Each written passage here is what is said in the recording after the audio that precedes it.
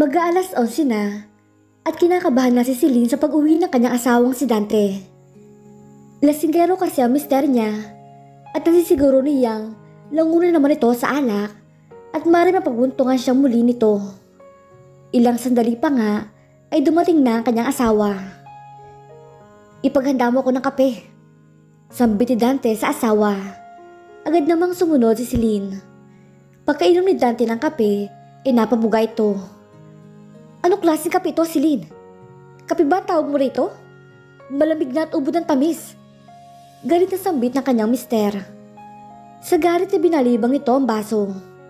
Hindi na alam ni Celine kung saan siya magtatago dahil alam niya bugbog sarado na naman ang aabutin niya sa kanyang asawa. At hindi nga siya nagkamali. Rinig ng mga kapitbahay ang pang-aabusong ginagawa sa kanya ng asawa. Kahit na ganito ang ginagawa kay Celine ang mister niya, ay hindi pa rin niya magawang iwanan ito.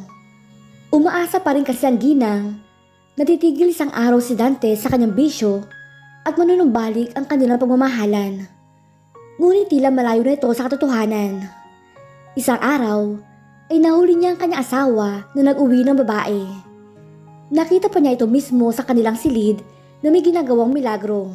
Sa galit ni Celine ay hinila niya palabas ang babae sa kanilang bahay. Pero imbis na kampihan at tuluin ni Dante ang asawa, ay kinampihan pa niya ang kanyang babae. Pinagbuhatan niya ng kamay si Celine dahil sa nagawa nito. Labis ang tampo ng ginang na kanyang naramdaman sa kanyang asawa.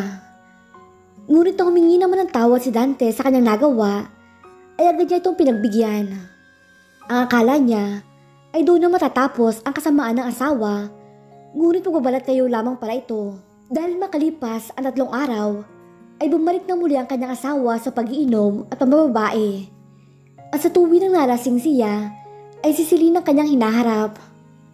"Dante, mahawa ka naman sa akin. Hindi ko na kaya ang ginagawa mo. Nasasaktan ako." Pagmamakaawa ni Celine ang oras na iyon. "Ano bang nagawa ko sa iyo? At lagi mo ko pinagbubuhatan ng kamay. Dahil malas ka, babae ka. Simula na naging asawa kita, inagkadamalis ng buhay ko. Kaya tama lang yan sa'yo. Hindi ko alam kung bakit andito ka pa. Hindi ka na lang umalis." Sigaw ng kanyang mister. Sa pagkakataon na iyon, ay nawalan na siya ng pag-asa na magbabalik pa ang ugali ng dating asawa. Tila kinain na rin ng alak ang katinuan nito. Kinabukasan, inabalitaan ni Dante sa isang kainuman na may isang banyaga daw na nais bumili ng kanyang asawa. Ngunit tinawanan lamang ito ni Dante. "Kahit ibigay ko na lamang sa kanya ng libre. Tutal wala namang pakinabang sa akin ng babaeng yun. Ni hindi na nga ako nagagandahan sa kanya. Siguro, inais ang Amerikano na iyon na gawing tauhan niya si Celine dahil sa itsura niya." Natatawang sambit ni Dante. Nang magtagpo si Dante at ang banyagang bumibili sa kanyang asawa, ay agad niya itong pinagbili sa lalaki kahit hindi pa niya ito lubusang kilala. Nagbayad ng 100,000 piso ang banyaga na ikinatuwa ni Dante. At nang malaman ito ni Celine, ay halos kamuhian niya ang asawa. Lubusan na kanyang pagsisisi kung bakit noon pa man ay hindi niya nagawang iwanan ito. "Napakasama mo talaga, Dante. Diyos na ang bahala sa'yo sa lahat ng ginawa mo sa akin. Minahal kita, pero itong ginunti mo sa akin." Umiiyak na sambit ng ginang. "Ang dami mo pang sinasabi. Sumama ka na sa bumili sa'yo dahil binayaran ka na niya sa akin." Giit naman ni Dante. Sa pilitang sinakay ng mga kalalakihan si Celine at dinala ito sa tinutuluyan ng kano. Walang ginawa si Celine kundi umiyak na umiyak sa panahon na iyon. Lubusan ng takot na kanyang nadarama nang makaharap niya ang Amerikano. "Pagmamayari na kita, Celine," wika ng Amerikano. Laking gulat niya nang marunong ito magtagalog. Ngunit nababahala pa rin siya kung ano ang gustong gawin sa kanya ng lalaki. "Ano bang gusto mong gawin sa akin? Hindi pa ba sapat ang pagmamaltrato sa akin na ginawa ng asawa ko? Binenta at binili mo ko." Walang tigil sa pag-iyak si Celine. "Hindi ko nga alam sa asawa mo kung bakit 100,000 piso lamang ang halaga mo, Celine. Handa ako magbayad ng mahal, Celine, para sa kalayaan mo." Wika nito. Nagtaka naman ng gusto si Celine at natigilan nito sa pag-iyak.